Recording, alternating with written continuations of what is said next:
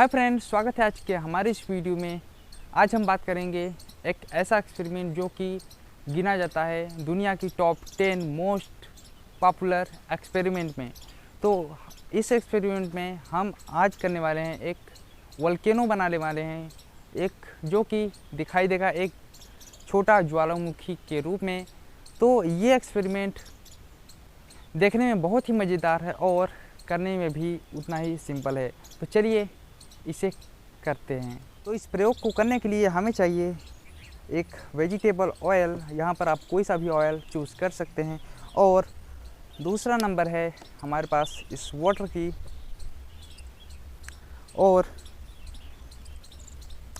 इस कांच के कंटेनर की छोटे से। और हमें चाहिए एक कलर, आप कोई सा भी यहाँ पर कलर चूज़ कर सकते हैं। यहाँ पर मैंने खाने का कलर चूज़ किया हुआ है। और सबसे मेन चीज़ है ये हमारे पास गैस और फास्ट की गोली यानी कि टैबलेट। तो चलिए मैं जैसे जैसे इस एक्सपेरिमेंट को करूँगा, आप भी वैसे वैसे ही इस प्रयोग को कीजिएगा।